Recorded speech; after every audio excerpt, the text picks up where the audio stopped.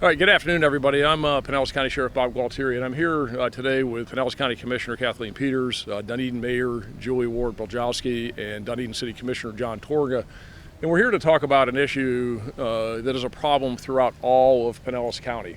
On the Tampa Bay side, here on the Intercoastal Waterway side, here on the Gulf of Mexico. And the issue has been around for a long time. We received a lot of complaints, so we decided to address this to get it out to the public as we begin this initiative that I'll explain here in Dunedin, because they've had a problem with this one vessel that's been here for a period of time, and the commissioner and the mayor will talk about it. And the three issues, though, that we're primarily dealing with, that we receive just a tremendous amount of citizen complaints about, are what are called derelict vessels. The other issue is what people refer to as liveaboards, where people are living aboard boats. And then the third are mooring fields. And the first thing I want to talk about, which is what we're addressing here today, are these derelict vessels.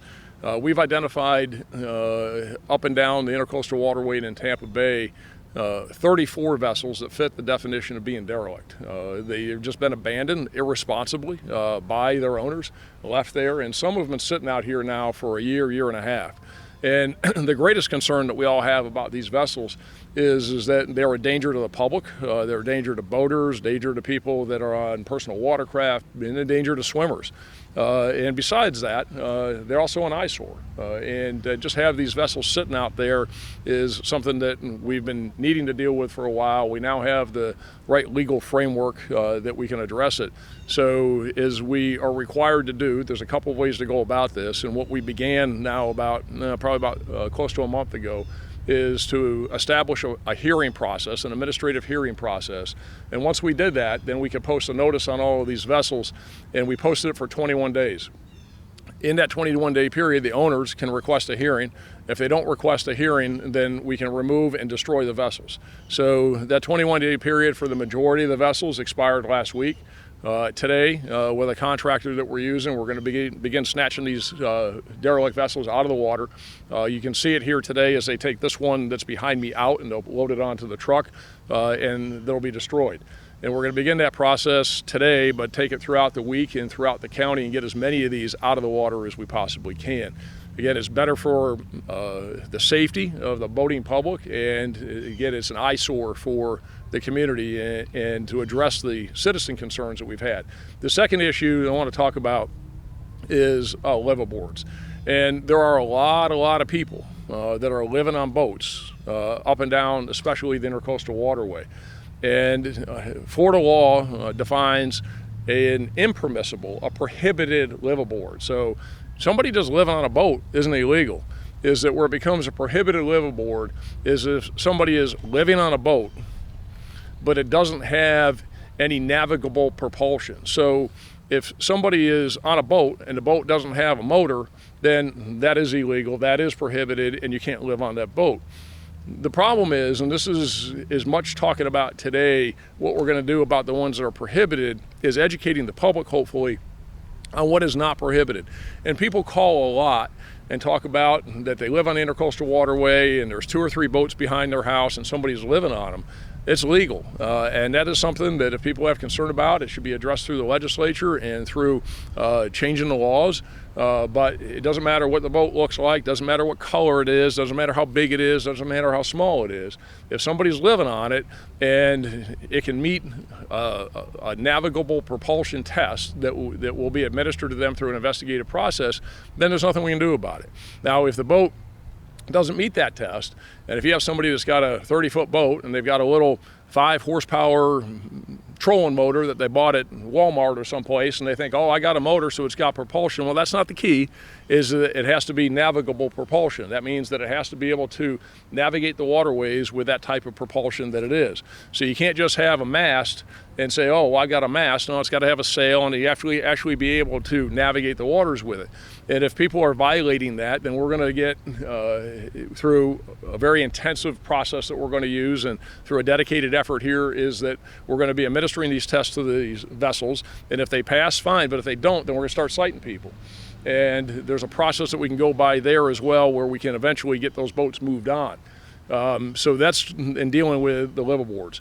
The third issue that we got a lot of complaints about are what people are referring to as mooring fields. So off the coast here, down in Bay Pines, down in Madeira Beach, down in St. Pete Beach, a whole bunch of places up and down the intercoastal waterway especially, is that if you have a whole bunch of boats, let's say 5 or 6 boats down there in Treasure Island, and they all group up and they all throw an anchor, that's not a mooring field. A mooring field is when somebody sinks something at the bottom and it's with concrete and rebar, etc., and then there's a buoy that pops up and somebody comes on and clips onto the buoy. Well, it's illegal, it's a crime, it's a misdemeanor to place an illegal mooring field, and it's also illegal and it's a crime to attach to an illegal mooring field. So when it's an illegal mooring field, then we're going to cite the people who dropped it and cite the people who moored to it, and we're going to have that mooring field removed. They have to be permitted, etc., and there's a process to go through the state to have that done. But people have to understand that when they call us and they're concerned because there's 4 or 5 boats, but they've dropped an anchor, that's not a mooring field. So we want to be very aware of, sensitive to, and responsive to what innumerable citizens have brought to our attention and to the commissioners' attentions across the board. And we're going to do everything we can to address the concerns within the law. But of course, we have to operate within the law. So again, we're going to see here today, you'll see it here in a few minutes. I'm going to turn it over to Commissioner Peters and then to Mayor Bielowski and Commissioner Torga, and then anybody will take any questions you have. But moving forward, we're going to clean this mess up, and we're not going to let it get back to where it is, and there's going to be a big difference, and the citizens will see that. But again, it has to be within these parameters in which we can work. So I'm happy to answer any questions you have after the commissioners and the mayor speak, and we'll address those concerns or any questions you have. So I'll turn it over to Commissioner Peters. Thank you, Sheriff. Thank you, Sheriff. It's great to be here, and I love to see the turnout. Thank you. It's a really important issue, and before I get started on my comments, I want to thank Representative Linda Cheney. She helped us with Fish and Wildlife to come up with an alternative solution on how we process a derelict boat to get them out of the water. And the 21 days is critical for several reasons, not only to give them notice, but to make sure that we can get any kind of contaminants that are dangerous to the environment, so we can get the fuel out of there, the oil out of there, so the county can go in and clean up any hazard that might be leaching into the water. And to be able to get these boats out of the water in less than a month's time is so critical to our environment, not just the eyesore, but really to our environment. So we're not leaching the oil and the gasoline and the other things that are on board that are hazardous to the waterway and our quality of water. So I don't want to take up any more time. I'm very excited. This is a really big day for me because we've been listening to complaints for a very, very, very long time. I know people do get concerned about when you've got 20 boats in one area that it really does look like a mooring field, and people are concerned about how they release their waste, and so that's something as we go in the future, how we're going to manage those boats too that'll park for 6 months because there's a Publix across the street. But how are they disposing of their waste? Are they disposing it properly, and how do we manage that and check that? So I'm really excited to be working with the sheriff. This is a really big day for us. Thank you.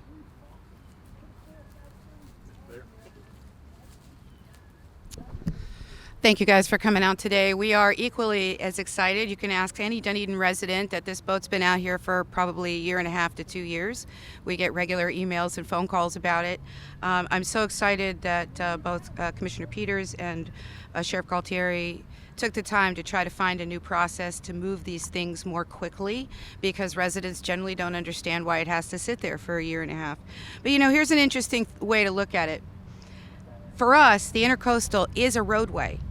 It's just a water roadway. And so you wouldn't leave an abandoned car on Alt 19, and you shouldn't leave an abandoned boat on this waterway. It's unsafe. It affects our environment, and so we're just really happy that these folks have come up with some solutions, and thank you very much, Sheriff. Hi, my name is John Torringa. I'm a commissioner here in Dunedin, and I'm really pleased about this. I'm really pleased that Sheriff Galtieri has taken this on as a task, and Commissioner Kathleen Peters has gotten involved in this. This has been an ongoing process and problem for a long time, more than 8 years. We have vessels from here. If you take a boat and you go down to the south side, you'll run into vessels that are there. We don't know whether they're abandoned or not. Here's the main issue. It's a navigal problem. Somebody at night can run into them if they're not properly lit, and oftentimes they are not. And second of all, when they don't have proper propulsion and they can't move. and they can't then move when they need to move, when there's a storm or whatever have you, as evidenced by this, I won't call it a boat, this thing here. This is just really unacceptable for a community that really is concerned about the quality of their water, the quality of the environment, and this is certainly a hazard in that respect. So I'm really pleased. I just really wanted to thank these two here for making this happen today. So that's why I primarily wanted to speak. Thank you very much. Have a great day. And so we have photos here too of other vessels that are derelict that are part of that 32 that we're going to be removing. And you can see they're really just piles of junk that are sitting in the intercoastal waterway that are truly a danger. And the ones that are half sunk, maybe 3/4 sunk, etc. And we're really lucky that it hasn't led to somebody being hurt and running into one of these things. And you got kids that are jumping off these walls in cases or swimming in some of these. So it really is a problem. It's a true public safety issue. And we're glad that we're going to be able to do something about it. So does anybody have any questions for me or for the mayor or for the commissioners? Sure. On the derelict boats, is there going to be fines for the owners? I mean, obviously it costs quite a bit of money to put these boats out of the water and then dispose of them. Yeah. So we can. The biggest issue I have is getting rid of them, getting them out of here. We've been through a process previously where we were citing people, and that process didn't work. And so as an example, the boat behind us it's registered to somebody at a P.O. box in Bay Pines. We can't even find the person. Don't know anything about them. You know, they're just irresponsible people who bought a boat and then just left it as junk and let somebody else worry about it. And so trying to find these people and go through that effort, because the process we were using didn't yield the results, and going through the criminal court system and trying to get fines, trying to get sanctions, trying to get penalties, and trying to get an order of removal was just a waste of time. So I'm just going to focus on the bottom line and let's get these things out of here and move on. If it costs us a couple bucks to do it, it's worth it for the public. And why now? Why, is this effort happening now rather than maybe a year ago? Well, one is that there's a lot more of them than there used to be, and they continue to stack up. And we're getting a lot more citizen complaints, so we're trying to be very responsive to the citizen complaints. We're getting a lot more of them. And now we've also been able to realize that the process that we were using was dragging on too long. So we've had to get creative, and we tried to work around it and do some research and come up with a new process. It's an administrative process that will allow us to do it and to do this more quickly. So it's a combination of things, but I'd say the urgency today is because we have a lot more of them, and the community has just had it. And so we need to be responsive to that, and that's what we're doing. Well, what do you say to someone who's thinking they've got a boat, it's not doing too well, they may not have the means to dispose of it, probably it's expensive. What do you say to someone that's thinking about doing this? Well, there's also another thing, another part of the statute I really didn't get into, but you can get into all the technicalities and everything, but there's where it's at risk of being a derelict vessel. So at risk is one step before this, where it's having some issues, it might be taken out of the water, it might be doing some things, and then we can also cite them for having an at-risk derelict vessel. And after 3 citations, we can have it declared a nuisance and we can remove it. So my message to people that are having problems maintaining their boats is get them out of there, work, do something. Don't just leave them sitting out here and don't let them get worse and worse. I understand that people have challenges, and the old saying about how much money goes into a boat, and it's all those things. But look, they took it on to buy it, but they can't just let it become dilapidated. They can't let it sit out here. And if it's on the cusp, is that once we get these boats out of here, the ones that we have for sure identified as being derelict, we're going to start looking at the ones that are next step lower than that and at risk of being derelict, and we're going to start addressing those and start issuing citations. So my message, to answer your question, my message to everybody is get on it and start taking care of your boats, because this is going to stop. Out of all the boats that were out there, were you able to find any owners? Because I know a lot of times you peel the numbers off and just throw it out there like you Right. don't. So one, actually, of all the ones that we posted, we found one where the person did come forward. And so the process is that we post it. We post it for 21 days, and they're told that they can have a hearing. They can come forward, and if they request a hearing, then we have to hold the hearing within 14 days, and it's before an administrative officer that makes a decision whether we met our burden under the statute. One person came forward and said, yeah, I know, I hear you, I'm going to fix it, and the person did. So that's a good thing. Now, shouldn't have let it get to that place to begin with, but we did have one out of all of these that's come forward. What's stopping me or anybody else, if you have an old boat that you can't afford to discard, just dump it out in the bay. That's the problem. You know, other than it is potentially something you could be criminally charged with.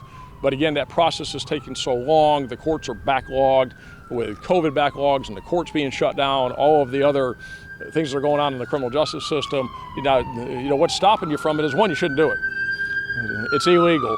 And you're putting people in peril, you're putting people in jeopardy, you're causing a danger to the environment and to public safety. So if you don't want to do it because it's the wrong thing to do, then we're going to take your boat and we're going to destroy it. Now, make no mistake, with all these vessels, is that we're not putting them in storage, we're not keeping them, we're destroying them. And just to clarify, how many boats will be removed, or vessels will be removed this week? And how will they be disposed of? Are they going to landfills? Yeah, so we hope to have, I hope this week to have about 17 of them done this week is the goal. And they're going to go to solid waste and they're going to be destroyed. Can you talk about if Florida Fish and Wildlife is a part of this new program that you're talking about, and kind of going forward how they're going to be involved, if at all? So, I just direct any specific questions you have to FWC, but FWC does engage in this, and we are working with them. We have worked with them. We'll continue to work with them. They have some that they're doing investigations on, especially on the bay side, so they are involved in it, yes. Is there a program for people who have boats that are in bad shape to help them get rid of it if they can't afford it? Not that I know of. Not that I know of. You buy a boat, you're responsible for it. Anybody have anything else for me? Yeah, go ahead. Just to be clear, these are the boats that you plan on destroying this week? Yes, all these boats will be taken out of the water this week and destroyed. Yeah, and others. And you can see with some of these is that they really are a danger. I mean, they're out there in the middle of the water, and look at that one down here in Madeira Beach. It's at least 3/4 submerged.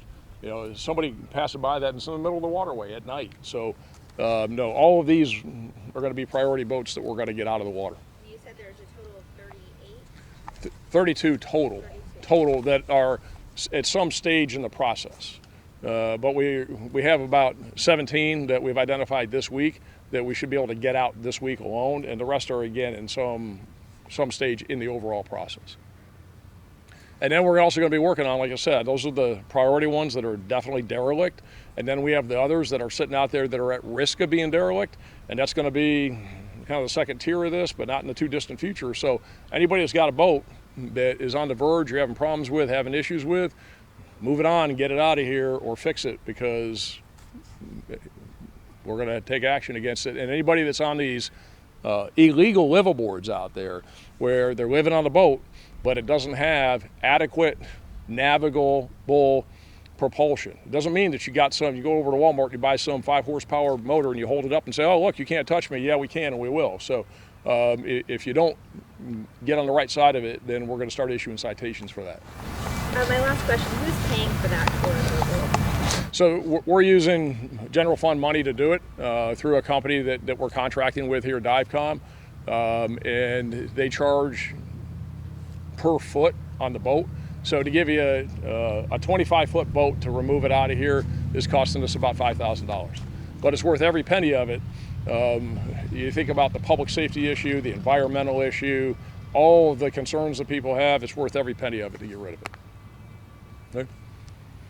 All right, thanks everybody, appreciate it, thank you.